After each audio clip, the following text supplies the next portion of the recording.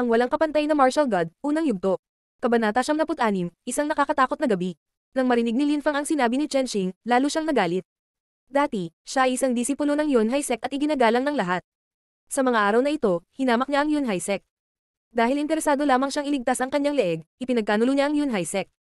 Kaya't siya ay pumunta at humingi ng kanlungan kay Duan Tianlang at ang masaklap ay hinayaan niya ang sinuman na lumabag sa katawan ng kanyang mga dating kapwa-alagad. Si Chen Xing ay isang hayop, isang hayop. Hindi siya karapat-dapat mabuhay. Hindi nag-aalala si Duan Tianlang na hayaan ang isang basurang tulad mo na pamahalaan ng Yunhai sect. Nang marinig ni Chen Xing ang masama at malamig na boses na nagmula sa likod ng mastara, siya ay natigilan. Tinitigan niya si Lin Fang at nagtanong, "Sino ang tinatawag mong basura?" "Chen Xing, ikaw ang pinakamagaling sa lahat ng ordinaryong disipulo. Gayunpaman, ipinagkanulo mo ang Yunhai sect at pinahintulutan mo ang iba na hiyain at labagin ang katawan ng iyong dating miyembro ng sekta. Ano ang nagbibigay sa iyo ng karapatang magmukhang mapagmataas at mayabang?" Nagsalita si Lin Fang na may malamig na tono na naging dahilan ng pag-urong ni Chen Xing. Panay ang titig niya kay Lin Fang. "Sino ka?" Dahil sa bronze mask, medyo nagiba ang boses ni Lin Fang. Medyo iba rin ang mga galaw ng katawan ni Lin Fang. Sa makatuwid, hindi nakilala ni Chen Xing si Lin Fang kahit na nakatayo siya sa harap niya. "Pinagkanulo mo ang Yunhai sect at ngayon sinusubukan mong kumilos bilang isang maliit na amo dito. May kahihiyan ka pa ba?" Muli siyang tinanong ni Lin Fang. Nagsimulang umilo ang kanyang espada habang naglalabas ng malakas na chi na lumikha ng ipoypo. Nang makarating ang chi na iyon sa katawan ni Chen Xing, nagsimula siyang manginig ng marahas. Nanliit ang kanyang mga mag-aaral at siya ay humihinga ng mabigat at napakabilis. Lin Fang. Si Lin Fang iyon at nakakagulat na naglakas loob pa rin siyang bumalik sa Yunhai sect. Si Chen Xing ay natulala. Halos lahat ng matatanda at nanggaling ay namatay sa labanan upang iligtas ang buhay ni Lin Fang. Hindi akalain ni Chen Xing na maglalakas loob si Lin Fang na bumalik. Hinahanap ni Duan Tianlang si Lin Fang kung saan-saan, kapag nakita niya ito, papapatayin niya ito sa pinakamasamang kalagayan. Ngunit dahil inakala ng lahat na si Lin Fang ay hindi na maglalakas loob na bumalik sa Yunhai sect, hindi nag-abala si Duan Tianlang na manatili doon. Hiniling niya kay Chen Xing at dalawa pang magsasaka ng unang layer ng Ling Chi na manatili doon at bantayan ang teritoryo ng Yunhai sect. Sa mga araw na ito, ang lahat ng pinakamalakas na magsasaka ay pumunta sa Imperial City upang sumali sa Holy Courtyard ng Zuyu. Natuwa si Duan Tianlang sa malaking kaganapang iyon. Si Lin Fang ay sapat na malakas upang malayang maglakad sa loob ng teritoryo ng Yunhai sect. Isang nakakatakot na malakas na chi ang bumagsak sa katawan ni Chen Xing. Basang-basa ang likod niya ng malamig na pawis. "Mukhang gusto mong malaman kung sino ako." Nang makita ni Lin Fang ang reaksyon ni Chen Xing, tumawa siya ng masama. Parang lalo siyang nagiging masama. Ang 2 taong nakatayo sa tabi ni Chen Xing ay inapirin ng espada ni Lin Fang na si Chi ngunit hindi sila sapat na matapang na gumanti sa anumang paraan. "Paalisin mo ako. Wala akong kapangyarihang gumawa ng kahit ano." Nagmamakaawa si Chen Xing kay Lin Fang. Natakot siya sa ideya na dito siya mamamatay pagkatapos makatakas sa massacre. "Wala kang magagawa. Ngunit nagawa mong ipagkanulo ang Yunhai sect. Nagawa mo ring hayaan ang mga maliliit na sekta na dumating para hiyain at hindi igalang ang mga bangkay ng dati mong sekta. May kapangyarihan kang pigilan sila pero hindi mo ginawa. Paano ko matitiis ang ganitong kahihiyan?" Si Lin Fang ay humakbang pasulong habang ang kanyang espada ay nagsimulang kumikinang na may napakagandang puwersa ng espada. "Ayoko." Ang mahinang boses ni Chen Xing ay kumalat sa kapaligiran. Biglang nawala sa paningin ang espada ni Lin Fang at bumulwak ang 3 magkakaibang bakas ng dugo sa hangin. Walang sino man ang nakalaban sa espada ni Lin Fang. Buntong hininga. Nang tingnan ni Lin Fang ang 3 bangkay, huminga siya ng malalim. Ang lahat ng mga dumating upang magnakaw ng mga bagay at kayamanan mula sa mga bangkay ng sekta ay umalis o kabilang sa mga bangkay. Tanging si Lin Fang lamang ang naiwan habang napapaligiran ng walang katapusang mga bangkay. Tumingon-lingon si Lin Fang sa lahat ng bangkay ng dati niyang miyembro ng sekta. Tinitingnan niya ang mga bangkay na ito na nakahandusay sa lupa na may mga mata na puno ng kalungkutan. Ang ilan sa kanila ay nahati ang ulo sa 2, ang ilan ay inatake ng maraming beses sa likod habang sila ay umatras. Habang tumitingin si Lin Fang, mas tumataas ang kanyang determinasyon. Nagpa siya si Lin Fang na makipagsapalaran na pumunta sa Yunhai sect upang makita ang mga bangkay na ito sa huling pagkakataon, at makita ang papalubog na araw na nagre-refract sa ilog ng dugong iyon. Hindi niya gustong kalimutan na umaagos ang dugo dahil sa puot, selos at iba pang masamang intensyon. Nais niyang alalahanin na ang mahihina ay binubuli at pinapatay at ang malalakas ay naghahari sa mundo. Galit na galit si Lin Fang at namumuo ang galit sa kanyang puso. Talagang gusto ni Lin Fang na ipaghiganti ang lahat ng pagkamatay ng kanyang mga dating miyembro ng sekta. Hindi niya makakalimutan na ang mga taong ito ay nagsakripisyo ng kanilang mga sarili upang iligtas ang kanyang buhay. Pinasan niya ang bigat ng napakaraming tao sa kanyang balikat. Lahat ng mga patay na ito ay naglagay ng walang katapusang pananampalataya kay Lin Fang. Wally's vroom, Wally's vroom. Sa sandaling iyon, nagsimulang yumanig ang lupa. Lalo pa itong nanginginig. Palakas din ng palakas ang tunog ng yumanig na lupa. CXC Armored Cavalry. Tumiit ang mga pupil ni Lin Fang. Walang pag-aalinlangan, mabilis siyang lumipat patungo sa gilid ng bangin. Naririnig niya ang ingay ng paparating na mabibigat na kabalyero. Triksi ng balahibo ng moonlight. Sinaksak ni Lin Fang ang kanyang espada sa bangin upang mas mabilis na itulak ang kanyang sarili sa tuktok. Sa loob ng ilang malalim na paghinga ay narating niya ang tuktok. Bilisan na natin. Nang mas maramdaman ni Linfang ang pagyanig ng lupa, siya ay natigilan. Ang mga GXC Armored Horse na ito ay napakabilis. Tila isang hininga lang ang kailangan nila para tumakbo ng mahigit 100 metro. Hindi kayang mag-isip ng sobra ni Linfang. Hinawakan niya ang maliit na kamay ni Mengqing at mabilis na umalis. Nang maramdaman niya ang kamay ni Linfang na humawak sa kanyang kamay, nagkaroon siya ng kakaibang sensasyon ngunit kung isasaalang-alang si Linfang ay nababalisa at nagmamadali, hinayaan niya itong hawakan ang kanyang kamay.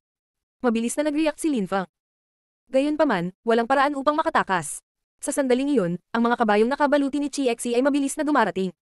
Huminto si Linfang sa kanyang paglalakad. Ang mga kabalyero sa Chiexi Armored Horse ay nakasuot din ng armor na mukhang kahanga-hanga. Nang makita ni Linfang ang mga kabayong nakabaluti ng Chiexi na papalapit, lalo niyang hinigpitan ang hawak. Sa maliit na kamay ni Mengqing, hinawakan din niya ng mas mahigpit ang kamay ni Linfang. Ngunit hindi iyon. Pinansin ni Linfang, hindi man lang niya ito napansin. Ang pinaka-naguguluhan sa kanya ay hindi niya inaasahan na ang Chiexi Armored Horses ay darating sa Yunhai Sect at lalo na sa buong bilis na tulad nito. Baka alam nila na bumalik ako. Isip ni Linfang. Ang mga kabayong nakabaluti ng Chiexi ay palapit ng palapit. Hindi sila tumitigil sa pagtakbo sa buong bilis. Gaano kaganda. Nang tingnan ni Linfang ang isa sa mga sakay, hindi niya maiwasang mamangha. Isa itong middle-aged na lalaki. Mukha siyang gwapo at may pinakamagagandang kilay. Gayunpaman, siya ay mukhang labis na malungkot na parang may malungkot na bagay na sumasagi sa kanyang puso. Nakasuot siya ng magandang armor plate na mukhang napakaganda. Nakalutang sa hangin ang kanyang uban na buhok. Medyo kakaiba ang itsura niya. Ang mga nakabaluti na kabayo ng Chiexi ay tumakbo lampas kay Linfang at nakakagulat na hindi man lang siya nilinggan. Hindi maiwasan ni Linfang na matakot. Baka sakaling nagkamali siya at hindi sila nandito para sa kanya. Malamang hindi nila alam na siya si Linfang. Nang maisip niya ito, medyo nag-relax si Linfang. Nang lumingon siya at nakita ang nakabaluti na kabayong Chiexi na humihingal at pagkatapos ay diretsyong tumalon pababa mula sa tuktok ng bangin. Iyon ay mukhang lubhang mapanganib. Kamangha-manghang. Humanga si Linfang sa kapangyarihan ng kabayong Chiexi. Pagkatapos ay tumalikod siya at bumalik sa gilid ng bangin at tumingin sa pinangyarihan.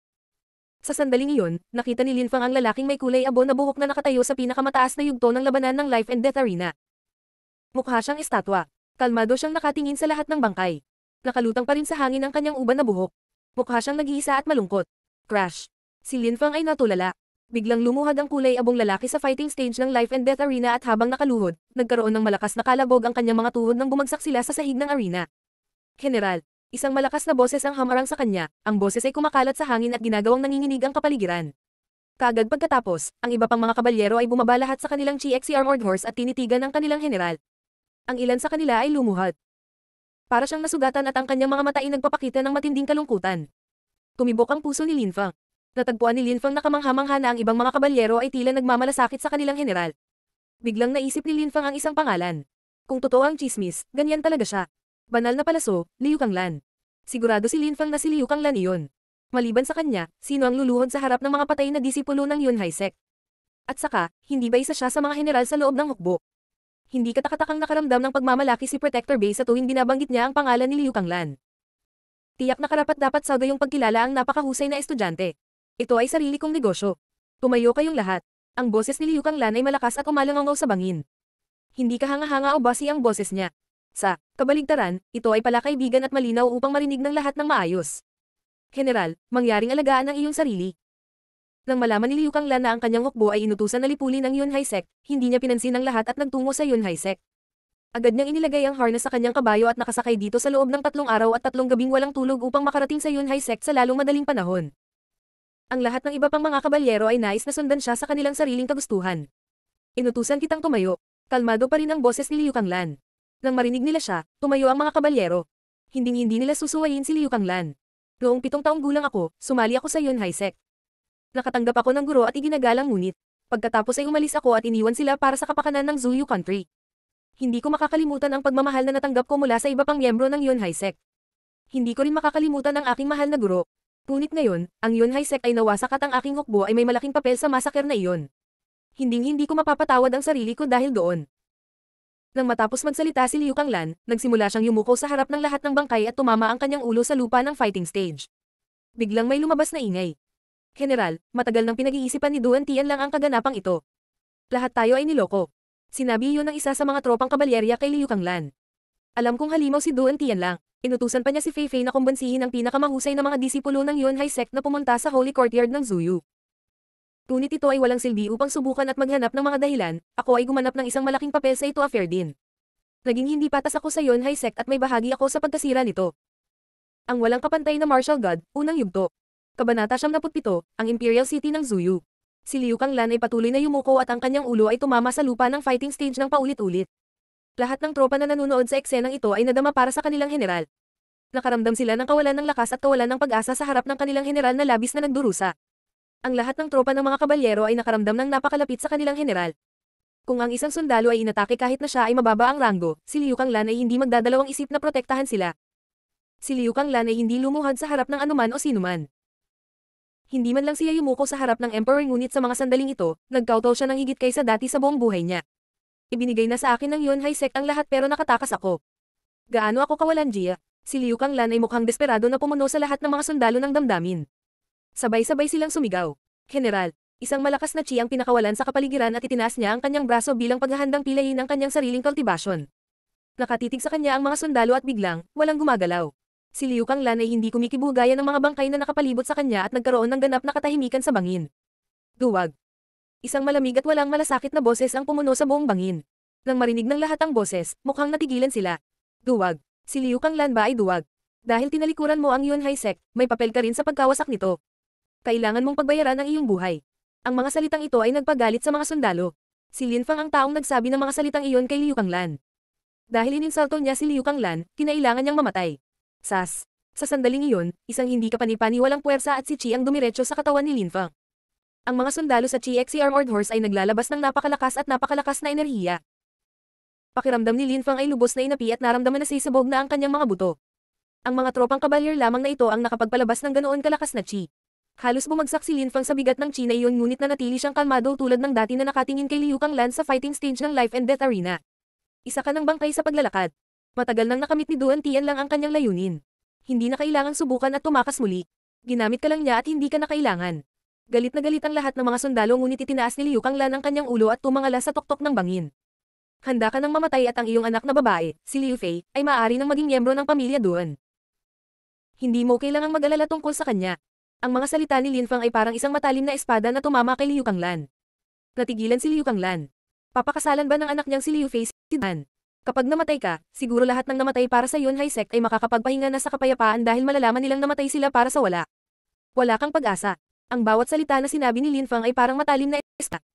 Ipinikit ni Liu Kanglan ang kanyang mga mata at dahan-dahang ibinaba ang kanyang kamay. Tama iyan. Tinalikuran ni Liu Kanglan ang lahat-lahat. Maaaring si Liu Fei ay talagang magiging isa sa mga Duan. Ano ang gagawin kung pinakasalan niya si Duan Han? Nilipol na nila ang Yunhai sect. Kaya sino ang natitira para protektahan si Liu Fei?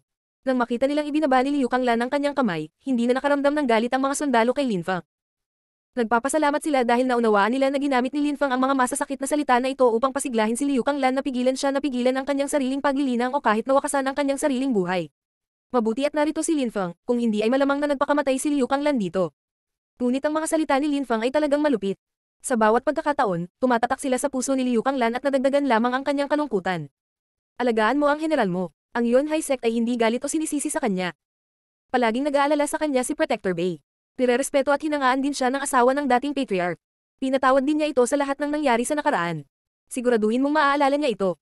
Tumigil si Lin Fang sa pagtingin kay Liu Kanglan at naglakad patungo sa kabalyerong nakasakay sa mga kabayong nakabaluti ng Chi Xe at habang hawak pa rin ang kamay ni Meng Qing, sinabi niya ang mga salitang ito sa mga sundalo. Ilang sandali pagkaalis ni Lin Fang, iminulat ni Liu Kanglan ang kanyang mga mata at isang matalim at tiyak na liwanag ang bumungad sa kanila na nagpasaya sa kanyang hukbo. Bumalik na ang kanilang general. Lahat ng tao ay tumulong sa akin na ilibing ang aking mga kapwa-miyembro ng sekta. Hayaan natin ang mga patay na magpahinga ng mapayapa. Ito ay isang utos.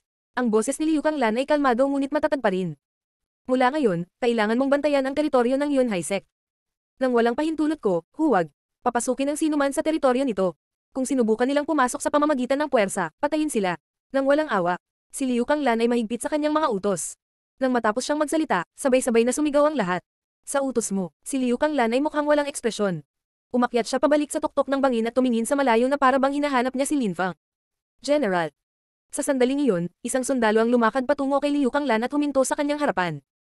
Ano ito? Tanong ni Liu Kanglan. General, sinabi sa akin ng binatang iyon kanina na sabihin sa iyo na ang Yunhai sect ay hindi sinisisi o napupuot sa iyo. Nag-aalala si Protector Bei sa iyo araw-araw at pinatawad ka ng asawa ng dating patriarch sa lahat. Hinangaan at nirespeto ka rin niya sa huli. Si Liu Kanglan ay nakatayo habang walang imak at hindi kumikibo. Itinaas niya ang kamay at tumingin sa langit. Ang makapangyarihan at matigas na lalaking iyon ay may mga luhang umaagos mula sa kanyang mga mata. Patawarin mo itong di karapat-dapat na alagad. Maya-maya ay huminga ng malalim si Liu Kanglan at tumigil sa pag-iyak. May nakita siyang silhouette sa abot tanaw. Lin Feng. Hindi pa nakita ni Liu Kanglan si Lin Feng ngunit maraming sinabi sa kanya si Liu Fei tungkol sa kanya. Gusto niyang malaman kung anong uri ng binata ang nagbigay inspirasyon sa napakaraming tao sa Yunhai Sect. At kung bakit ngayon lang niya ito iniligtas mula sa wakasan ng sariling buhay. Sa sandaling iyon, unti-unting naunawaan ni Liu Kanglan na malamang na hindi ordinaryong tao si Lin Feng. Kung si Lin Feng ay isang ordinaryong tao, maaari ba siyang gumamit ng mga ganoong salita kapag nakikipag-usap kay Liu Kanglan? Kung si Lin Feng ay isang ordinaryong 16 na taong gulang na binatilyo, naulabanan kaya niya ang chi ng mga kabalyero sa mga nakabaluti na kabayo ng chi Xi nang hindi bumagsak. Kung si Lin Feng ay isang ordinaryong binata, hindi na siya babalik sa Yunhai Sect, sa halip, umalis na siya at hindi na babalik. Pagkatapos ng lahat, si Duan Tian lang at marami pang iba ay gustong patayin siya. Hindi umalis si Lin Feng sa Yunhai Sect kahit na sinabihan siya ni Protector Bay na pumunta sa Duanren City para hanapin si Liu Kanglan. Hindi niya kailanman binalak na iwan ang mga bangkay ng kanyang sekta upang madungisan. Mananatili siya at paprotektahan sila para makapagpahinga ang mga patay. Gayunpaman ngayong nakita na niya si Liu Kanglan na dumating kasama ang kanyang mga tropa, nagpa siya siyang umalis dahil mas may kakayahan ang hukbo ni Liu Kanglan na protektahan ang teritoryo ng Yunhai Sect kaysa sa kanya. Lahat sila ay napakalakas at napakaraming bilang sa kanila. Lin Feng, alam na ang Imperial Clan ang pinakamalakas sa loob ng Zuyu Country. Ngunit sa kontinente ng Siyam na Ulap, may mga taong mas malakas pa sa emperador. May mga tao sa kontinente na maaaring sirain ang buong bansa ng Zuyu kung gugustuhin nila. Gusto ni Lin Feng na maabot ang ganoong taas. Sa sandaling iyon, nakatayo sina Lin Feng at Meng Qing sa isang malaking bato. Nakita ni Lin Feng ang silhouette ni Liu Kanglan na bumababa sa bundok ng buong bilis. Tara na. Tumalon sila mula sa malaking bato at tinahak ang isang maliit na kalsada. Nagsisimula silang lumayo sa papalapit na Liu Kanglan. Hindi ba't marami kang gustong itanong sa akin? Tinanong ni Lin Feng si Meng Qing sa mahinang boses. Kung hindi mo sasabihin, hindi ako magtatanong. Sagot ni Meng Qing sa walang malasakit na tono. Parang hindi kailanman naantig ang puso niya. Gustong malaman ni Lin Feng kung ngumiti ba siya o tumawa. Sinasabi ng aking ina na kapag ang isang lalaki ay malungkot, ang pinakamainam ay hayaan siyang itago ang kanyang mga iniisip sa kanyang sarili at hindi magtanong ng anuman. Hindi inaasahan ni Lin Feng na magpapatuloy siya sa pagsasalita. Nakatitig siya kay Lin Feng. Parang gusto niyang i-verify ang pahayag ng kanyang ina at suriin ang authenticity nito. Lahat ng alam mo sa labas ng mundo ay ang sinabi sa iyo ng iyong ina. Talaga, sabi ni Meng Qing habang tumatango. Ano pa ang sinabi sa iyo ng iyong ina tungkol sa mga lalaki? Tanong ni Lin Feng. Naramdaman ni Lin Feng na wala siyang alam tungkol sa mundo kahit na mayroon siyang mga alaala mula sa dalawang magkaibang mundo at si Meng Qing, ang mga alaala lamang niya sa Blackwind Mountain. Sinabi din ng nanay ko na. Kaya, wala sa mga bagay na ito ang mabuti. Sagot ni Meng Qing. Nagulat si Lin Feng. Tumingin siya kay Meng Qing, ang kanyang mga mata ay puno ng kuryosidad. Tila sasabihin, sa kanya ni Meng Qing ang ilang pribadong bagay. Maaaring napagpasyahan ng kanyang ina na manirahan sa liblib sa hinterland ng Blackwind Mountain dahil nasaktan siya sa damdamin noong nakaraan. Sinabi niya sa akin kung gaano kakilakilabot at kasuklam-suklam ang mga lalaki ngunit mukhang napakabuti mong tao. Hindi bagay sa iyo ang sinabi sa akin ng nanay ko. Napaka-cute ng kanyang magandang mukha na para bang hindi niya maintindihan ang kanyang sinasabi. Talagang napaka-curious niyang tuklasin ang mundo, kaya naman lihim siyang nakatakas kasama si Lin Feng. Hindi napigilan ni Lin Feng ang mapatawa. Ang sarap talagang tumawa pagkatapos ng lahat ng nangyari. May iba pa bang bagay? Ano pa ang sinabi ng nanay mo? Marami siyang sinabi sa akin. Sabi ni Meng Qing habang tumatango. Pagkatapos ay tumingin siya kay Lin Feng at sinabi, ngunit hindi ko sinasabi sa iyo ang mga bagay na ito. Ang Imperial City, ang Zuyu Country. Parehong napakalawak. Bilyon-bilyong tao ang naninirahan sa Imperial City ngunit hindi ito mukhang masikip. Ang Imperial City ay may malalaking kalsada. Ilang daan-daang tao ang maaaring maglakad ng magkatabi sa ilan sa malalaking kalsada nito. Sa Imperial City, karamihan ay mga pedestrian. Kahit na ang mga may kabayo ay madalas ay hindi nakasakay sa kanila sa lungsod ngunit inaakay sila sa pamamagitan ng kamay. Sa Imperial City, mayroong maraming hindi kapani-paniwalang malalakas na cultivator na yumaman. Makakakuha sila ng maraming bagay sa pamamagitan ng pagpatay sa napakalakas na mabangis na hayop at dahan-dahan silang nakakalap ng kayamanan. Marami sa kanila ang may napakamahal na mga kabayo. Pagkalipas ng ilang araw, ito na ang inaugurasyon ng Holy Courtyard ng Zuyu. Lahat ng pinakamalakas na alagad, ng pinakamalaking sekta ng bansa ay naruroon. Ang Holy Courtyard ng Zuyu ay sakam at palaging nananabik ng higit pang mga henyo. Maraming mga kabataang cultivator, mula sa edad na 6 hanggang sa edad na 18 ang umaasa na makasali sa Holy Courtyard ng Zuyu. Sa ganitong mga kondisyon, malamang na sila ay maaaring maging isang mahusay na cultivator sa hinahap. Ang Holy Courtyard ng Zuyu ay magiging pinakamahusay na cultivation academy sa kasaysayan ng bansa. Sa sandaling iyon, ang ilang mga silhouette ay naglalakad sa pangunahing kalsada. Nakuha nila ang atensyon ng lahat. Sa gitna ng grupo ng mga tao, may isang batang babae na nakasuot ng pulang damit. Napakaganda niya. Isang yelo at apoy na si Chi ang walang katapusang umuusbong mula sa kanyang katawan. Lahat ng mga taong ito ay gustong maging miyembro ng Holy Courtyard ng Zuyu. Ngunit ang hindi nila alam ay napakahirap sumali dito. Ang mga henyo lamang ang maaaring makakapasok. Ilang tao ang may kailangan para makasali, sabi ng isang binata sa mahinang boses. Malamig nitong napangiti ang dalagang naka-red robe. Ang babaeng iyon na nakasuot ng pulang damit ay si Lin Chen. Nabalitaan ko na bumalik na rin sina Lan Feng sa Imperial City. Narinig ko na talagang interesado ang Holy Courtyard ng Zuyu sa kanya. Hindi ko alam kung totoo o hindi. Sinabi ito ni Lin Hong na nakatayo sa tabi ni Lin Chen na ikinagulat ni Lin Chen. Sa huling pagkakataon na nakakita sila ng iba, hindi nila nagawang makipaglaban ng maayos upang malaman kung sino sa kanila ang mas malakas. Naalala ni Lin Chen ang taunang paligsahan sa Yangzhou City. Hindi niya maiwasang maalala ang basurang iyon na itinapon mula sa Lin Clan. Nagulat siya sa lahat sa taunang paligsahan. Tinakat pa niya ang lahat sa kapangyarihang hawak niya. Siya ay talagang isang nakakatakot na henyo. Ngunit sa Yangzhou City, napakaraming tao ang hindi pa rin nakakaalam ng pangalan ni Lin Feng. Naalala niya kung paano nakaalis si Lin Feng sa Yangzhou City sa simpleng pagkuha kay na Lan Feng bilang hostage sa harap ng lahat. Ngayong wala na ang Yunhai Sect, malamang patay na siya. Hindi alam ni Lin Chen kung magandang bagay iyon. Hindi niya maintindihan kung bakit nagkahalo ang pakiramdam niya matapos marinig ang pagkamatay nito. Ang walang kapantay na martial god, unang yugto. Kabanata 78, si Duan Feng. Ang Yunyang ay isang maliit na bayan na medyo malayo sa Yunhai Sect. Mayroon lamang itong halos ilang libong naninirahan. Sa maliit na bayang iyon daw ay may isang maharlikang bumaba na ang pangalan ng pamilya ay Duan. Siya ay tila kabilang sa Imperial Clan ngunit pinatalsik dahil sa panloob ng mga salungatan. Matapos mapatalsik, lumipat siya sa kanyang maliit na bayan. Siyempre, ang mga taong nakatira sa maliit na bayan ay hindi naniniwala sa mga tsismis. Paano mapupunta ang isang miyembro ng angkan ng Duan sa isang maliit na bayan? Ang maharlikang iyon ay may malaking patio sa harap ng kanyang bahay sa maliit na bayan. Sa harapan nito ay may dalawang malalaking karwahe. Mukhang naghahanda na sila sa mahabang paglalakbay. Ate, alis na tayo. Isang batang lalaki, na mga 14 na taong gulang, ang nagsabi sa isang napakarilag na babae na nakatayo sa kanyang harapan. Ang napakarilag na babaeng iyon ay parang maiyak. Nakatingin siya sa abot tanaw. Nakatitig siya sa direksyon ng Yunhai Sect at ang kanyang mga mata ay nagpakita ng matinding kalungkutan. Hindi niya akalain na kapag umalis siya sa Yunhai Sect, ito ay malipot. Lahat ay namatay. Lahat. Sige. Nang marinig ng dalaga ang lalaki, sinubukan niyang ngumiti at bahagyang tumango. Pagkatapos ay sinabi niya, papasok na ako ngayon sa karwahe, umalis na tayo. Ate, huwag kang mag-alala. Maghintay hanggang makarating kami sa Imperial City. Ipapakilala ka ng kapatid namin sa ilang gwapo at mahuhusay na lalaki. Napailing ang dalaga at halos matawa sa ideya. Naghihintay ang lahat, dapat tayong gumawa ng paraan. Okay, sabi ng binata habang tumatango at naglakad papunta sa gate. Jingyun, ikaw at ang iyong master ay dapat sumakay sa karwahe na ito. Nagmamadaling sabi ng isang batang guard habang nakatingin kay Jingyun. Iniisip niya na lalong gumaganda si Jingyun. Nais niyang maging asawa niya ito, ngunit alam niyang pangarap lang niya. Talaga, Jingyun, kailangan mong magpahinga. Nasa labas kami ni Old Wang. Sabi ng isa pang binata habang nakangiti. Ate, tama sila. Umupo na tayo. Sabi ng iyong master na Duan ang family name habang tinutulak si Jingyun. Sa loob ng karwahe, kahit na si Jingyun ay isang katulong sa kanilang pamilya mula pa noong siya ay bata. Ang iyong master ay parang kapatid sa kanya. Hindi tumanggi si Jingyun at pumasok siya sa maluwang na karwahe. Kasabay nito, dumating sina Lin Feng at Meng Qing sa Yang. Sana makahanap tayo ng kabayo o karwahe na magagamit natin. Sabi ni Lin Feng. Nakaramdam siya ng desperado dahil malabong makahanap siya ng kabayo o karwahe na ibebenta sa maliit na bayan. Hindi niya maiwasang pilitin ang mapait na ngiti. Ang kanyang layunin ay pumunta sa Imperial City na napakalayo mula sa maliit na bayan na iyon. Ang paglalakbay doon sa pamamagitan ng paglalakad ay hindi isang makatotohanang opsyon. Tubusang napabayaan ni Lin Feng ang aspetong iyon nang umalis sa Yunhai Sect. Hindi siya nagplano ng maaga at sa halip ay nagsimulang maglakbay patungo sa kabisera na naglalakad. Iyan ba ay isang karwahe doon? Itinuro ni Meng Qing ang isang lugar sa abot tanaw at tinanong si Lin Feng sa kanyang karaniwang walang pakialam na tono. Itinaas ni Lin Feng ang kanyang kamay at tumingin kung saan siya nakaturo. Nakita niya ang ilang karwahe na papunta sa kanila. Anong pagkakataon? Tumiti si Lin Feng at nagsimulang maglakad patungo sa mga karwahe. Nang makita nila ang kabataang papalapit sa mga karwahe, napahinto ang mga karwahe. Sino ka? Padaanin kami. Galit na sigaw ng isang binata kay Lin Feng na nakaharang sa daan. Kaibigan, isang karwahe lang ang ginagamit mo at mayroon ka pang iba. Maaari ba tayong humiram ng isa sa kanila? Masaya akong bibigyan ka ng malaking halaga bilang kapalit. Nakangiti si Lin Feng sa binata at nanatiling magalang.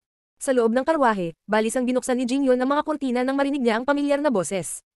Nang makita niya si Lin Feng, hindi niya maiwasang makaramdam ng labis na kagalakan. Paumanhin, kakailanganin namin ang mga ito sa ibang pagkakataon, hindi namin pinapayagan na gamitin mo ang mga ito. Sagot ni Old Wang habang hinihila ang renda. Eksakto. Umalis ka sa aming paraan sa sandaling ito. Hindi namin kailangan ng pera mo, sigaw ng isang binata na nakasuot ng itim na damit na ikinagulat ni Lin Feng. Hindi na kailangang magalit sa bagay na ito, pagkatapos ng lahat, si Lin Feng ay nanatiling magalang. Hindi problema kung hindi sila makapagbigay sa kanya ng positibong sagot, ngunit hindi nila kailangang maging bastos. Linfang, isang boses ang nagmula sa loob ng karwahe. Mabilis na lumabas si Jingyun sa kanyang karwahe para kausapin si Linfang. Siya ay nagkaroon ng isang malaking mainit na ngiti sa kanyang mukha. Hindi siya namatay. Ang Yunhai sect ay nalipol ngunit si Linfang ay nakakagulat na nakaligtas. Jingyun. Natigilan si Linfang nang makita niya si Jingyun. Mukha siyang maningning at maganda gaya ng dati. Mukha siyang presko gaya ng simoy ng tagsibol. Jingyun, sino iyon? Sa sandaling iyon, ang binata na nakasuot ng itim na damit ay bumaba mula sa kanyang kabayo at tumayo sa harap ni Linfang. Pagkatapos ay mayabang siyang tumingin kay Linfang. Linfang, buhay ka talaga. Ano ang nangyari sa Yunhai sect? Sabi ni Jingyun na parang hindi makapaniwala sa mga mata niya. Mabilis siyang lumipat sa tabi ni Linfang na nagpagalit sa batang lalaking nakaitim na damit. Sobrang lamig ng ekspresyon niya. Si Linfang ay nakatingin sa kanya sa kakaibang paraan at pagkatapos ay nagsabi. Jingyun, hindi mo talaga alam. Hindi ko talaga alam. Nang maganap ang ikalawang round and Light Disciple exam, kailangan kong umalis dahil gusto ng Young Master na bumalik ako at pumunta sa Imperial City. Kinailangan kong samahan siya dahil tungkulin ko ito. Akala ko babalik ako sa sekta makalipas ang ilang araw pero, hindi na nagawang magsalita ni Jingyun. Siya ay nag-aalala sa kamatayan ng mga pangyayari, para siyang bangungot. Nakita ko, masaya si Linfang na wala si Jingyun sa araw na iyon, kung hindi. Jingyun, sino iyon? Sa sandaling iyon, muling tinanong ng driver ng coach na si Old Wang si Jingyun. Tito Wang, ito ang aking kaibigan, si Linfang. Isa rin siyang disipulo ng Yunhai sect. Hinayla ni Jingyun si Linfang at ipinakilala siya kay Uncle Wang. Nakita ko, sagot ni Uncle Wang habang bahagyang tumanggo. Paf, nawasak na ang Yunhai sect. Paano pa siya mabubuhay? Sabi ng mayabang na binata na nakaitim nang mapansin niya kung gaano kasigla sina Jingyun at Linfang. Nagulat si Jingyun sa kanyang tugon. Quan Qingshan, ano ang problema? Sabi ni Jingyun na may malamig na tono. Sa totoo lang, galit siya dahil ganito ang kinikilos niya. Dapat alam mo ang ibig kong sabihin. Galit na patuloy ni Wan Qingshan habang nakatitig kay Linfang. Si Jingyun ay isang ordinaryong disipulo lamang ng Yunhai sect. Dahil si Linfang ay kakilala ni Jingyun, marahil, siya ay isang ordinaryong disipulo din. Marahil ay naabot na niya ang ikawalo o ikasyam na chi layer. Siyempre, hindi papansinin ni Wan Qingshan ang isang taong mahina gaya ni Linfang. Bukod dito, nawasak ang Yunhai sect kaya malamang na naanod si Linfang at namumuhay ng walang layunin na parang pulubi. Umiling si Linfang at nagpasyang huwag pansinin si Wan Qingshan. Jingyun, pupunta ka ba sa Imperial City? Oo, sabi ni Jingyun habang tinatango ang ulo. Napakagaling. Papunta na rin ako doon. Maaari mo ba akong pahiram ng karwahe? Pwede tayong mag-travel, together. Talaga, tanungin ko ang Young Master. Dapat walang problema kung sumama ka sa amin. Nang marinig ni Jingyun na pupunta rin si Linfang sa Imperial City, nakaramdam siya ng kasiyahan. Jingyun, mukhang hindi masyadong maganda. Sinabi yun ni Uncle Wang kay Jingyun sa malamig at hiwalay na tono. Uncle Wang, si Linfang ay isa ring disipulo ng Yunhai sect. Medyo malakas siya. Makakatulong din siya sa mga gwardya. Eksakto, matutulungan ko ang mga gwardya. Tumanggo si Linfang. Nalipol na ang Yunhai sect at kahit na malakas siya, hindi na natin kailangan ng mga bantay. Malamig na sabi ni Wan Qingshan. Jingyun, alam mo kung ano ang pakay namin. Hindi masyadong comfortable na kasama namin siya pero walang problema ang hayaan siyang samahan kami sa isang bahagi ng paglalakbay. Sabi ni Uncle Wang pagkatapos isaalang-alang ang sitwasyon. Ang iba pang mga karwahe ay handa nang gamitin.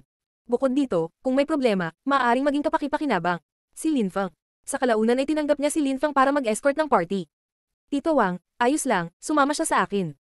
Sa sandaling iyon, lumabas ang Young Master sa karwahe at sinabi habang nakangiti kay Linfang. Ang pangalan ko ay Duanfang.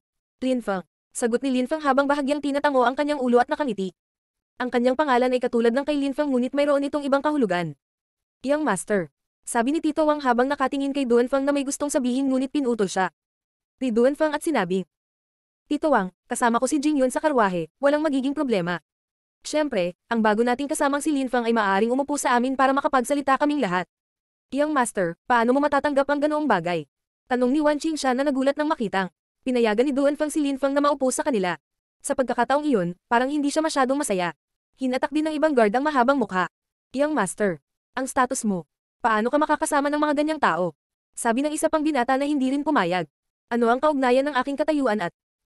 hindi bale. Tumigil ka na sa pagsasalita. Kung sasabihin kong kaya niya, malinaw ba iyon? Mahigpit na sabi ni Duanfang at pagkatapos ay idinagdag. Linfang, kuya, mangyaring pumasok sa karwahe. Teka, may kaibigan pa ako. Tumingon si Linfang at nakitang nakatayo pa rin sa likod si Mengqi. Pagkatapos ay tinawag niya siya ng malakas. Mengqi. Nang marinig niya ito, dahan-dahang lumapit si Mengqi kay Linfang at pagkatapos ay nanatili sa likuran niya. Nang makita ng mga gwardya na ito ang napakagandang Mengqi, sila ay natulala. Natagpuan nila siya na talagang napakarilag. Akala nila ay walang hanggan ang kanyang kagandahan. Napakagandang dalaga. Ilang sandali bago, walang nakapansin kay Mengching. Nagulat din ang matandang si Wang. Si Jingyun ay isa ring magandang babae ngunit sa tabi ni Mengching, halatang invisible siya. Magagawa ni Mengching na mawala ang kaluluwa ng karamihan sa mga lalaki sa kanyang kagandahan. Siya ay walang katapusan na maganda. Sa sandaling iyon, napansin ni Jingyun si Mengching. Nang makita niya si Mengching na nakatayo sa likod ni Linfeng, hindi niya napigil ang hilahin ang mahabang mukha. Napakaganda ng babaeng iyon. Si Linfeng, kuya, dahil kaibigan mo siya, halatang makakasama niya tayo. Si Duanfeng ay isang napakamainit at masigasig na tao. Talaga, Linfeng, maupo tayo sa loob ng karwahe. Sabi ni Jingyun habang nakangiti at tumatango. Pumasok na tayo sa loob. Sabi ni Linfeng kay Mengching. Pagkatapos, agad silang sumakay sa karwahe. Labis na nagsiselo si Wan Qingshan nang makita niya ang magandang babae. Ang batang iyon. Kailangan kong ipakita sa kanya. Puff, isang disipulo ng Yunhai sect. Biro ba iyon? Nainggit si Wan Qingshan kay Linfeng na nakaupo sa loob ng karwahe kasama ang dalawang napakagandang babae. Ang walang kapantay na martial god, unang yugto. Kabanata 79, ang Celestial Academy. Ang tatlong kabayong Chen Lizu ay mabilis na tumatakbo sa malaking kalsada. Sa loob ng karwahe, magkatabi sina Duanfeng at Jingyun habang magkatabi sina Linfeng at Mengching. Ang magkabilang pares ay nakaupo ng magkaharap. Linfeng, paano kayo nagkakilala ni Mengching? Nakatitig si Jingyun kay Mengching ngunit si Mengching ay nanatiling walang ekspresyon mula pa noong una. Parang hindi gumagalaw ang mga muscles sa mukha niya. Ang katotohanan na siya ay walang ekspresyon kahit na talagang nagpaganda pa siya. Nakakabighani talaga ang kanyang kagandahan. Hindi tinanong ni Jingyun si Linfeng kung paano siya nakaligtas sa massacre ng Yunhai sect dahil natatakot siyang hawakan ang sariwang sugat ni Linfeng. Halatang sugat pa rin siya sa puso niya. Pero kakaiba, si Linfeng ay nakaligtas at lahat ng iba pa ay namatay. Siyempre, hindi sisisihin ni Jingyun si Linfeng para doon. Sa kabaligtaran, napakasaya niya na nakaligtas si Linfeng. Ang katotohanan na siya ay buhay ay ang pinakamahalagang bagay sa kanya ngayon. Nagkita kami sa bundok. Malabong sumagot si Linfeng kay Jingyun dahil maaaring hindi ma-appreciate ni Mengching kung ibinahagi ni Linfeng ang kanyang nakaraan sa iba. Oh, bakit ka pupunta sa Imperial City? Tanong ni Jingyun. Ang Imperial City ay puno ng napakalakas na cultivator. Ito ang lugar na nagtataglay ng pinakamahuhusay na cultivator ng Zuyu Country. Marami rin silang naghahanap kay Linfeng. Dahil napakaraming tao sa Imperial City. Sagot ni Linfeng ngunit hindi siya narinig ni Jingyun. At ikaw, Jingyun? Bakit ka pupunta sa Imperial City? Tanong ni Linfeng habang nakatingin kina Jingyun at Duanfeng. Mula sa sinabi ni Jingyun kay Linfeng noon, tila hiniling ni Duanfeng na samahan siya nito sa Imperial City at pupunta siya doon dahil may mga makakasalubong siya. Kinailangan ni Duanfeng na umalis kaagad at maglakbay mula sa kanyang maliit na bayan ng walang tigil na nangangahulugang ang mga taong dapat niyang makilala ay malamang na hindi mga ordinaryong tao. Napatingin si Jingyun kay Duanfeng na nakaupo sa tabi niya. Si Duanfeng ay tumatawa at sinabi, Linfeng, kuya, sinasamahan ako ni Jingyun sa Imperial City dahil gusto ng kuya ko na pumunta ako roon para magsanay ng cultivation sa isang cultivation academy. Academy. Sabi ni Linfeng na mukhang naguguluhan at pagkatapos ay nagtanong. Ang banal na loob ng zoo. Hindi. Sabi ni Duanfeng habang umiiling. Ang Celestial Academy. Ang Celestial Academy. Nagulat si Linfeng. Hindi pa niya narinig ang tungkol sa Celestial Academy. Talaga, ang Celestial Academy. Sabi ni Duanfeng habang tumatango at saka idinagdag.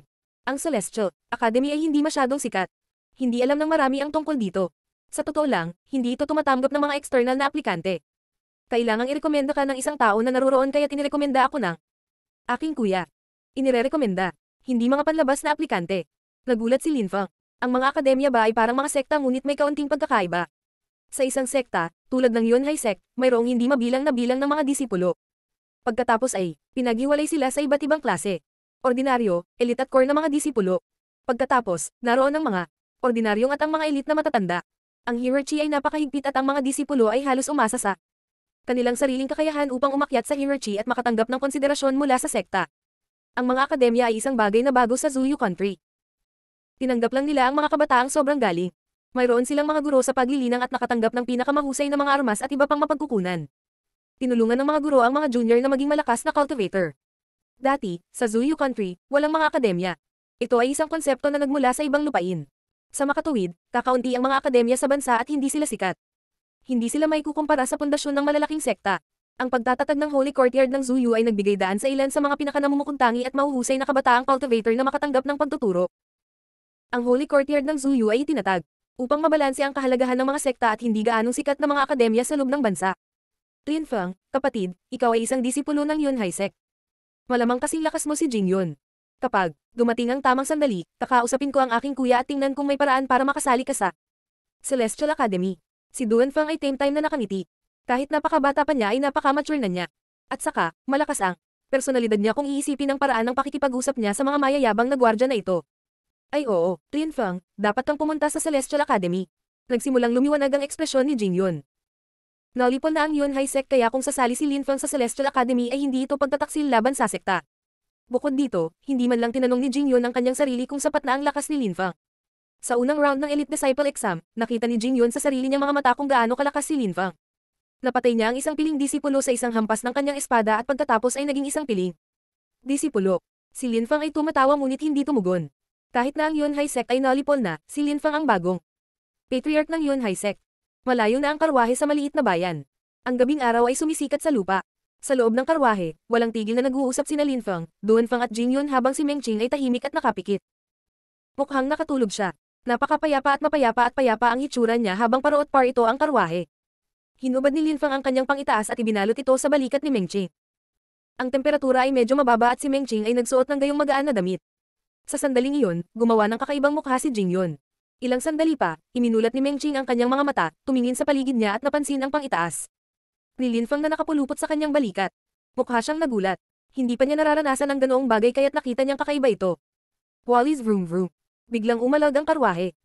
Sa sandaling iyon, hinayla ni Uncle Wang ang renda at pinahinto ang karwahe. Nanginginig pa rin ang lupa. Lalong tumindi ito. Tito Wang, anong problema? Tanong ni Duan Feng mula sa loob. Iyang master, may mga magnanakaw. Huwag kang lalabas. Makikipag-negotiate ako sa kanila. Mahigpit na, sabi ni Uncle Wang. Pagkatapos ay pumunta si Uncle Wang sa mga magnanakaw upang makipag-ayos sa kanila. Ilang sandali pa, isang nakakakilabot na hiyawan ang narinig na ikinatakot ng mga nasa loob ng karwahe. Padalhan mo ako ng taong marunong magsalita. Sigaw ng sobrang agresibong boses. Pupunta ako upang makita ang nagmamadaling sabi ni Duan Feng. Pagkatapos ay agad siyang lumabas ng karwahe na sinundan ng malapitan ni Lin Feng at Jingyun. Hindi sila sinundan ni Meng Qing at nanatili sa loob ng karwahe. Hindi kalayuan sa karwahe ay may ilang dose-dose ng mga magnanakaw na mukhang hindi masyadong palakaibigan. Pupunta ako upang makita ang nangyayari. Sabi ng isa sa mga guard habang naglalakad papunta sa mga magnanakaw. Lahat, tayo. Sabi ng batang gwardya. Ang mga magnanakaw na ito ay nakasakay sa mga kabayo. Ang isa sa kanila, na may hawak na punyal sa kanyang kamay, ay tumalon mula sa kanyang kabayo at ibinagsak ang sarili sa batang gwardya. Labis na nagulat ang binata, bigla niyang hinawakan ang kanyang sibat at itinutok sa punyal. Ngunit sa pagkakataong iyon, naabot na ng magnanakaw ang batang gwardya at nilaslas ng punyal ang kanyang lalamunan. Umaagos ang dugo mula sa lalamunan ng batang gwardya habang walang buhay itong bumagsak sa lupa. Si Jingyun ay natulala. Dahil sa lahat ng dugo na napakalapit sa kanya, naduduwal siya. Namutla ang mukha niya. Sabi ko, padalhan mo ako ng marunong magsalita. Mukhang hindi naman masama ang babaeng iyon. Itinuturo ng magnanakaw si Jingyun gamit ang kanyang punyal. Sa sandaling iyon, ang lahat ng iba pang mga magnanakaw ay tumawa ng masama. Talaga. Oo, gusto naming makausap ang magandang babaeng iyon. Sabay-sabay na sabi ng mga magnanakaw habang nag-iisip ng iba pang malalaswang bagay. Nang marinig ni Jingyun kung ano ang sinasabi ng mga magnanakaw na ito, ang kanyang mukha ay lalong naging maaliwalas. Jingyun, sumakay ka sa karwahe. Sabi ni Lin Feng kay Jingyun habang tinutulak siya patungo sa karwahe. Bata, nakakagulat na naglakas loob kang itago ang babae, gusto mong mamatay. Ang bawat magnanakaw ay galit na nakatingin kay Lin Feng. Talagang kailangan nating patayin ang lalaking iyon at kunin ang babae para mapasaya tayo. Ano ba ang ginagawa mo? Si Wan Qingshan ay galit na sinisigawan si Lin Feng. Galit na galit siya. Si Lin Feng ay natulala at malamig na nakatingin kay Wan Qingshan. Anong ginagawa niya? Parang gusto ni Wan Qingshan na ibigay niya si Jingyun sa mga magnanakaw. Ikaw na maliit na basura. Gumagawa ka ng gulo. Ngayon, ito na ang problema mo at kung gusto mong tumakas, huwag kang umasa na ililigtas ka namin. Hindi ka namin tutulungan. Walang ekspresyon si Wang Qingshan. Na-curious siya kung anong uri ng mga disipulo mayroon ng Yunhai Sect. Hindi ko kailangan ng tulong mo, malamig na tugon ni Lin Feng bago tumakbo patungo sa mga magnanakaw. Kakausapin ko kayo sandali. Si Lin Feng ay nakatayo malapit sa pinuno ng mga bandido habang nagsasalita siya sa malamig na tono. Gusto mong mamatay. Isang magnanakaw na may mahabang punyal ang tumalon patungo kay Lin Feng habang tinutusok ang kanyang punyal, na nagbuga ng sipol habang tumutusok ito sa hangin. Biglang nagkaroon ng nakakasilaw na liwanag na pumuno sa hangin. Hinubad ni Lin Feng ang kanyang malambot na espada. Walang nakakita sa kanyang paggalaw at dahan-dahan niyang sinimulan ang kanyang espada. Biglang tumalsik ang dugo kung saan-saan mula sa lalamunan ng mga magnanakaw. Patay ang magnanakaw. Ang bilis ni Lin Feng ay tumaas ng husto at ang kanyang bilis lamang ang nagpatunay na si Lin Feng ay isang napakalakas na cultivator. Sa makatuwid, maaari siyang magsagawa ng mga pag-atake ng napakabilis. Ang kanyang kakayahan sa espada ay napakataas at madalas niyang papatayin ang mga tao sa isang hampas lamang mula sa kanyang espada. Paano ito naging posible? Paano napatay ang magnanakaw na iyon sa isang kilusan? Hindi siya magaling, bigyan mo rin ako ng ibang kausap, okay? Sabi ni Lin Feng na walang pakialam sa mga Magnanakaw. Napansin ni Linfang kung gaano kabata ang ilan sa kanila. Parang isang sword strike lang ay sapat na para takutin ang karamihan sa kanila. Si Wan Qingshan ay natulala. Hindi siya masaya dahil nakapatay si Linfang ng magnanakaw. Sa kabaligtaran, nagulat siya nang makitang napakalakas ni Linfang. Hindi nila mahulaan kung ano ang antas ng cultivation ni Linfang dahil gumamit lamang siya ng isang mabilis na strike. Ang alam lang nila ay kaya niyang gamitin ang kanyang espada ng napakabilis para harapin ang mga nakamamatay na strike.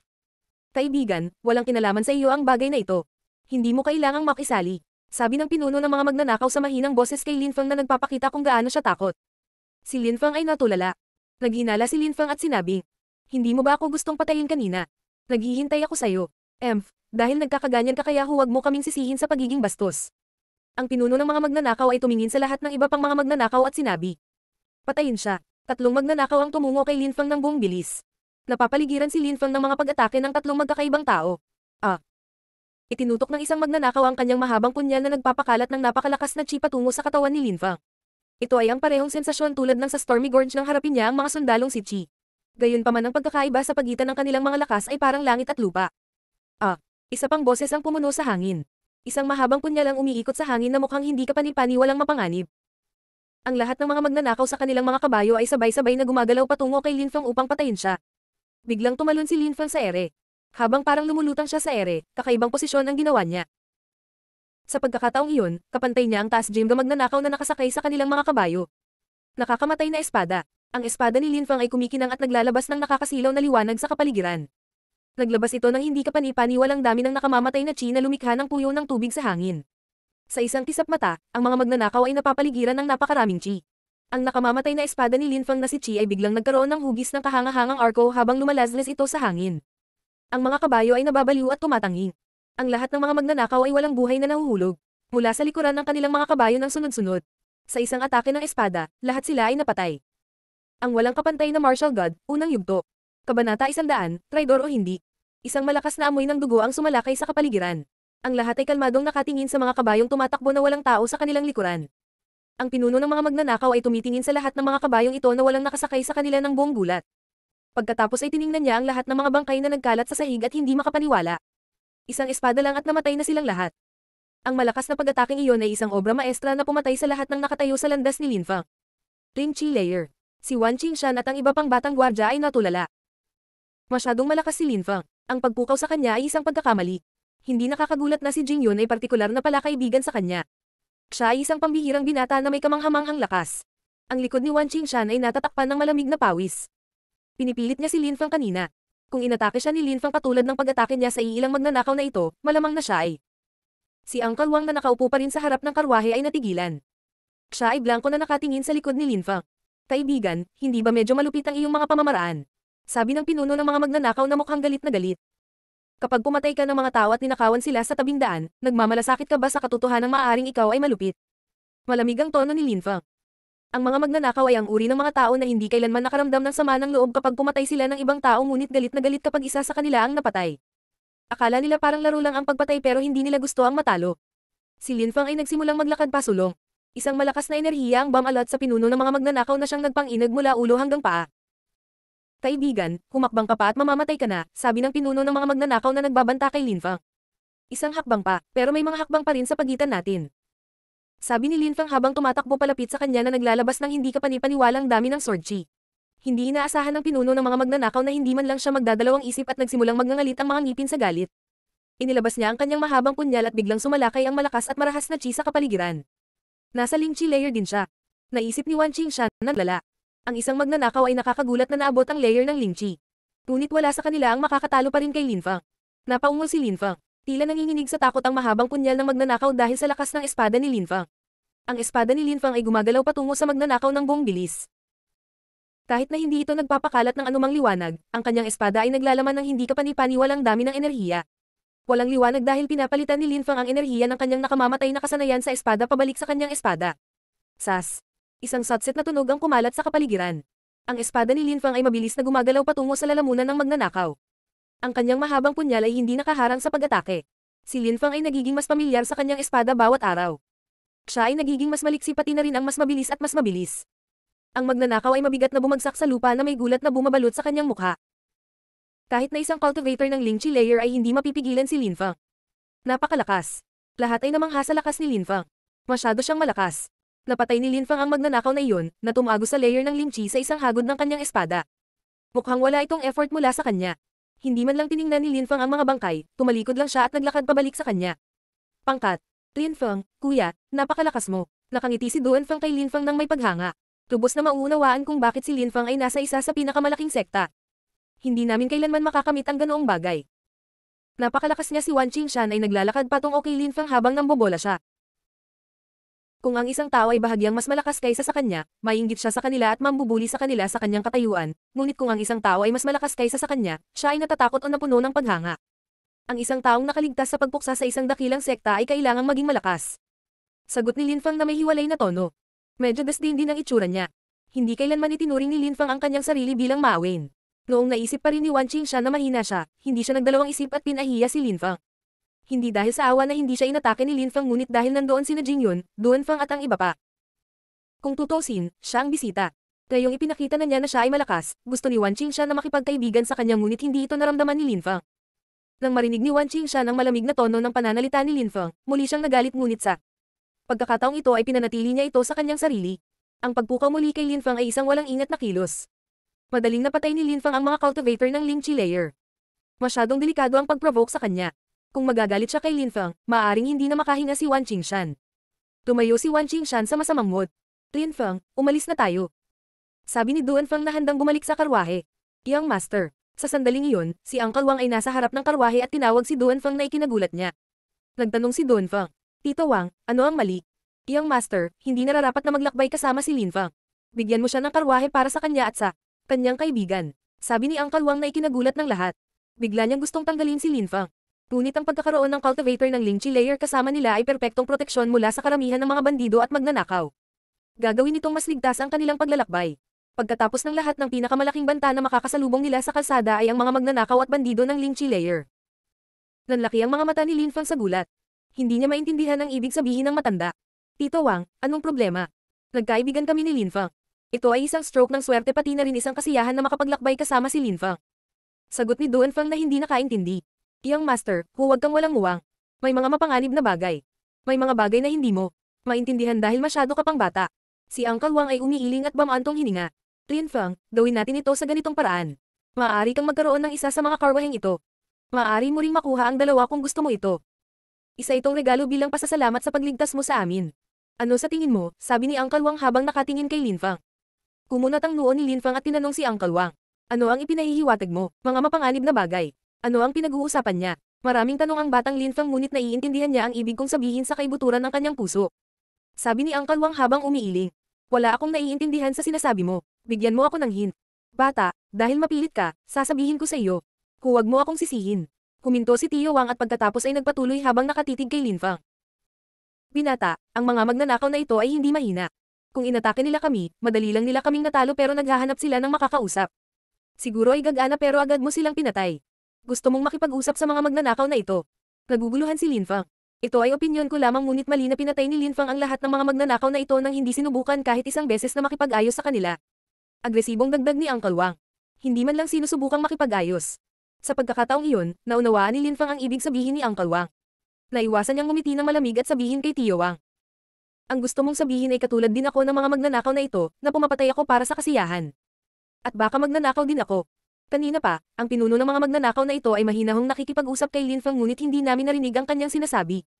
Hindi kaagad tumugon si Uncle Wang kay Linfang at maingat na sumagot. Natigilan si Linfang. Naglakas loob, siyang sabihin na ang pinuno ng mga magnanakaw ay nakipag-usap ng mahinahon. Well, may iba ka pa bang gustong sisihin sa akin? Sabi ni Linfang habang malamig na nakangiti. Eksakto. Tama si Linfang. Uncle Wang, masyado kang walang puso. Ang pagtrato kay Linfang na parang hindi niya niloko ang sarili niya para tulungan kami. Salamat sa kanya, nabubuhay pa kami at nasa kanya pa rin ang lahat ng aming mga gamit. Paano mo mapipintasan si Linfang ng ganoon? Sabi ni Duanfang habang pababa ng karwahe. Young Master, ikaw ay isang bata lamang. Hindi mo matukoy ang mabuti masama. Sabi ni Uncle Wang habang umiiling at bamaantong hininga. Young Master, kung ganito ang kausap ko sa iyo, ito ay dahil gusto kong maunawaan mo kung sino ka at kung paano tatangkain ng mga tao na gamitin ang iyong katayuan. Pupunta ka sa Imperial City na sa ilang mga paraan ay iyong pamana. Hindi ka basta-basta. Siyempre, alam ko, sagot ni Duanfang habang tumatangok. Dahil ganyan, Young Master, gusto kong tanungin ka, may kinalaman ba ang pamilya mo kay Duan Tianlang? Nagulat si Duan Feng. Bakit biglang magsalita si Uncle Wang tungkol kay Duan Tianlang? Ano ang kinalaman niya sa buong kwentong iyon? Alam ko na part din siya ng Duan clan ko. Alam ko rin na hindi harmonious ang relasyon natin. Sagot ni Duan Feng. Iyang master, dahil alam mo iyon, isipin mo ulit. Hindi ba si Duan Tianlang ang naglipos sa Yunhai Sect? Pagkaraan ng ilang sandali, dumating si Lin Feng sa aming maliit na bayan ng Yunyang nang bigla niya kaming nakita. Hindi ba masyadong nagkataon? Lang, natahimik si Lin Feng nang marinig niya ang mga salita ni Uncle Wang.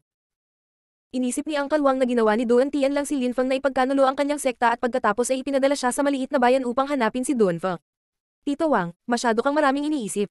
Madali lang sana tayong pinatay ni Lin Feng. Sige. Pero yung master, tandaan na hiniling ka ng kuya mo na pumunta sa Imperial City at pagkatapos, biglang sumulpat si Lin Feng mula sa kung saan at pagkatapos ay pumatay ng hukbo ng mga magnanakaw para iligtas tayo. Hindi ba niya gusto na ibalik natin ang pabor? Sa ibang paraan. Tama na, malamig na sabi ni Lin Feng kay Uncle Wang na paulit-ulit na nagsasalita. Kitang-kita ang layunin ni Uncle Wang. Gusto niyang umalis si Lin Feng. Nagagawa niyang magsalita ng walang kaparlakan hanggat gusto niya, lahat ng kanyang mga salita ay nagsilbi sa isang solong layunin. Tumingin si Lin Feng sa loob ng karwahe at sinabi kay Meng Qing. Meng Qing, aalis na tayo. Sige. Sagot ni Meng Qing habang tumatango at lumabas ng karwahe. Lin Feng, hayaan mong kumbansihin ko si Uncle Wang. Nagmamadaling sabi ni Jing Yun. Lin Feng, ikaw at si Meng Qing ay bumalik sa karwahe. Nagtitiwala ako sa'yo. Pakiusap ni Duan Feng.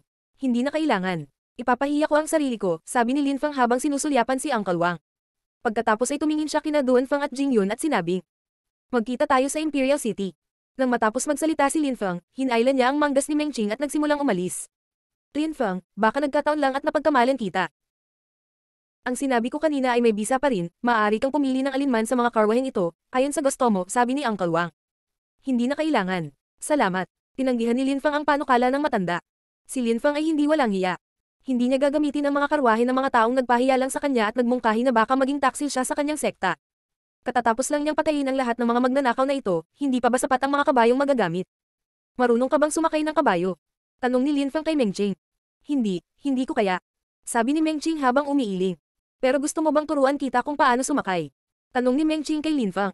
Ako, turuan kitang sumakay ng kabayo. Sabi ni Lin Feng na nagulat. Gusto mo turuan kita kung paano sumakay ng kabayo? Nakatitig si Meng Qing kay Lin Feng na nagpangiti kay Lin Feng. Kahit anong itanong ni Meng Qing, papayag si Lin Feng. Sa sandaling iyon, sinabi niya. Sige. Nang matapos magsalita si Lin Feng, isa pang nakakagulat na bagay ang nangyari.